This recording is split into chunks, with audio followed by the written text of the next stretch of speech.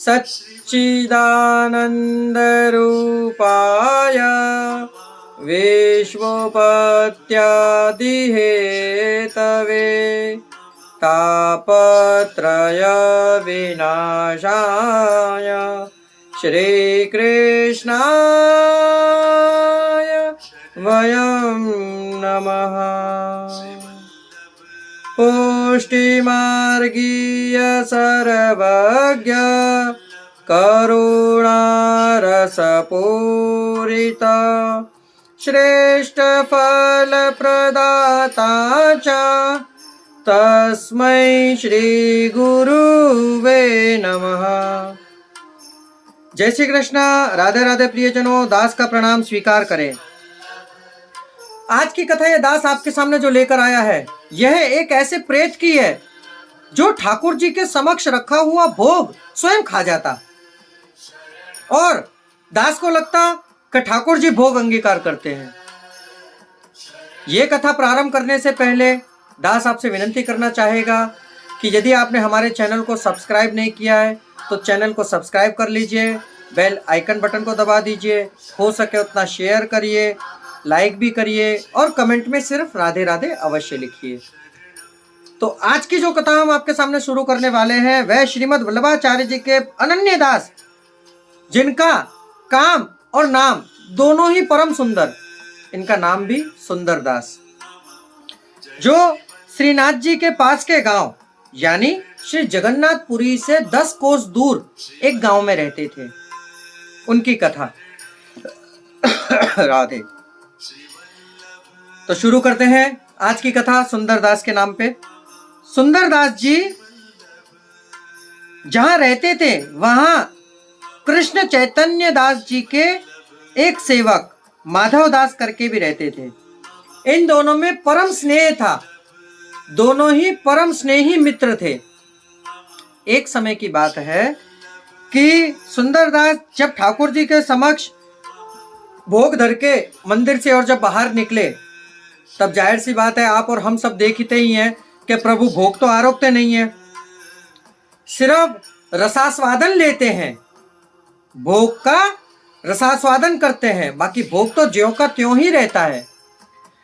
तब माधव दास ने सुंदर दास से कहा कि श्री महाप्रभु जी के वहां जब आप उनके दास हो, आप ठाकुर जी को भोग धरते हो, तो आपके ठाकुर जी क्या भोग नहीं आरोगते? हमारे ठाकुर जी को देखिए, हम भोग धरते हैं और सारा भोग आरोग लेते हैं, बिल्कुल कुछ नहीं छोड़ते हैं, थाली एकदम सपाचट कर देते हैं। सुंदर दास जी को बड़ा आश्चर्य हुआ।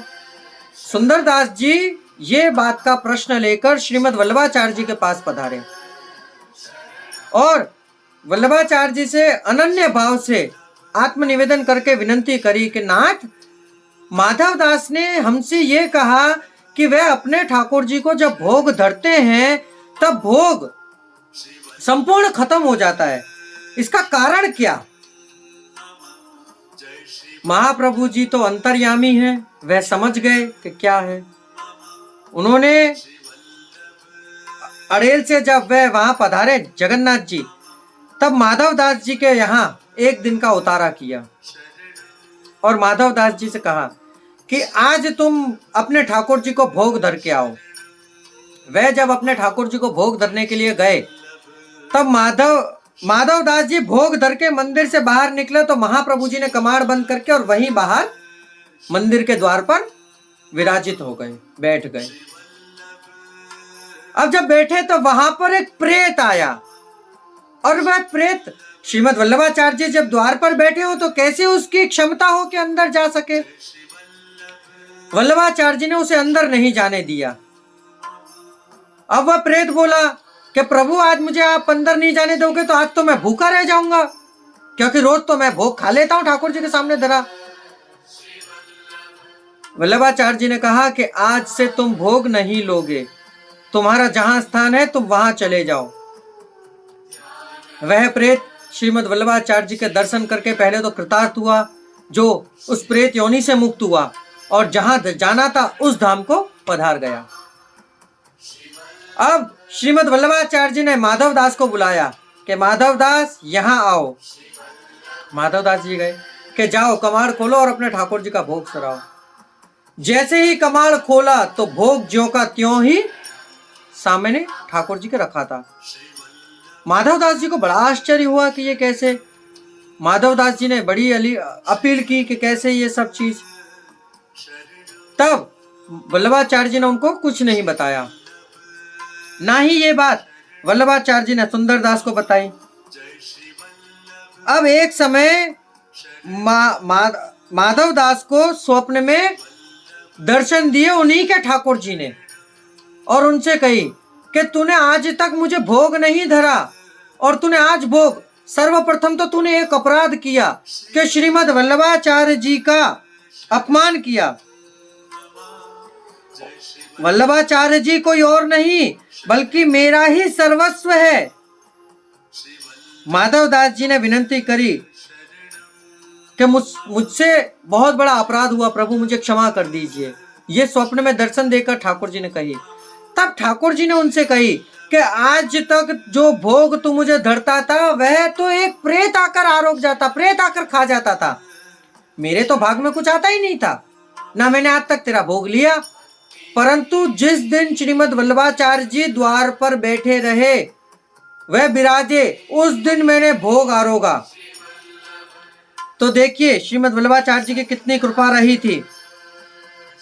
अब उन्होंने माधव दास जी ने कही कि प्रभु मैं कृष्ण चैतन्य दास जी का भले ही सेवक हूं, परंतु आप मुझे अपना सेवक बनाइए।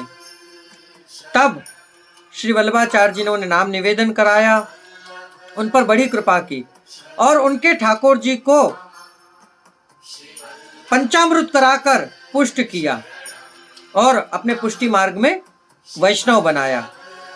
एक दिन ठाकुर जी को भोग धरने के बाद श्रीमद वल्लभाचार्य जी ने उनसे आज्ञा करी कि जाओ तुम्हारे गांव में जितने वैष्णव हो उन सबको बुला लाओ, तो ठाकुर जी का सबको महाप्रसाद लिवाएंगे। अब उन्होंने जब थाली में भोग देखा तो उनको ये लगा कि जय जय कृपानाथ 5-7 वैष्णवों को बुला लाओ। तब वल्लभाचार्य जी ने आज्ञा करी कि नहीं, तुम्हारे गांव में जितने वैष्णव हो उन सबको बुला लाओ। अब वैष्णव तो संख्या में 100 से 150 थे, थाली में प्रसाद था 5 से 7 जनों का। बड़ा आश्चर्य हुआ उसको, माधव दास को। फिर भी माधव दास जी सब वैष्णवों को न्योता देने के लिए गए। सुबह न्योता देकर आए, राजभोग समय तक सब पधारे। ब्राह्मण, वैश्य, शूद्र और क्षत्रिय सब जितने भी वैष्णव थे ये सब पधारे। अब ये श्रीमद वल्लभाचार्य जी की कृपा देखिए प्रियजनों कि वह थाली में से सारे वैष्णवों को भरपेट महाप्रसाद लिवाया, परंतु थाली में यथाउचित जितनी सामग्री विराज रही थी वह उतनी की उतनी ही रही।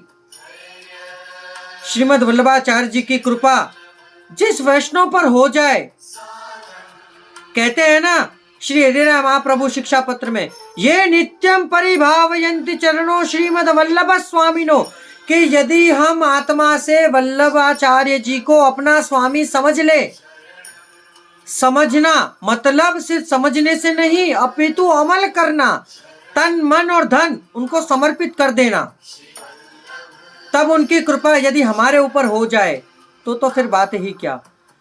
जो थाली में प्रसाद यथाउचित था वह उतना ही रहा, बिल्कुल घटा नहीं। अब वैष्णव सारे प्रसाद लेकर जब प्रस्थान कर गए, फिर उनके घर के जितने लोग थे उन सब ने जब प्रसाद लिया तब वह प्रसाद थोड़ा कम हुआ। ये थी श्रीमद वल्लभाचार्य जी की कृपा।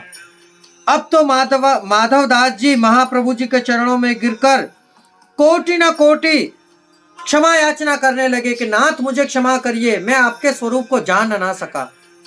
तो देखिए प्रियजनों, इस कथा से हमें यह सीख मिलती है कि श्रीमद वल्लभाचार्य जी कोई नहीं, रूप तथा तृतीयात्मकम परम ध्येय सदा श्री वल्लभम।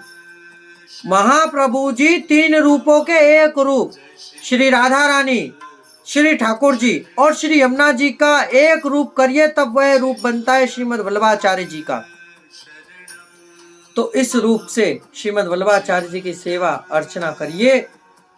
पादुका रूप में आज भी वल्लभाचार्य जी विराज रहे हैं और उन्हीं के हस्त से पष्ट पुष्ट करे हुए स्वरूप आज वल्लभाचार्य जी के वंशजों के यहाँ पर विराज रहे हैं और स्वयं वल्लभाचार्य जी के वंशज भी वही रूप से आज इस धरा पर पूजनीय है। तो जहां भी वल्लभ कुल के बालक पधारे, सर्वप्रथम उनके चरणारविंद, आज हमने कई लोगों को देखा है कि चरणारविंद यूं स्पर्श करते हैं, नहीं, वल्लभाचार्य जी के चरण स्पर्श यूं, उनके श्री चरण कितने कोमल होते हैं, यूं इस तरह से, ऐसे, फिर मस्तक पर जिससे हमारी मति सुधरे, चक्षुओं पर जिससे हम जो भी देखे वह सुंदर देखे, कंठ पर कि हमारे मुख से जो भी निकले वह सुंदर वाणी निकले, कान कर्णावती पर और हृदय पर। हृदय पर इसलिए कि हमारे हृदय में विराजमान प्रभु की अंकित जो मूर्ति है वह ऐसे ही रहे। तो प्रियजनों, ये थी सुंदरदास वैष्णव की कथा। अब यदि आपको इस कथा में आनंद आए तो हमारे चैनल को सब्सक्राइब कर दीजिए, जिससे नित्य प्रति आप इसका लाभ ले सकेंगे। तो इस दास को आज्ञा दीजिए। जय श्री कृष्णा, राधे राधे, जय श्री वल्लभ।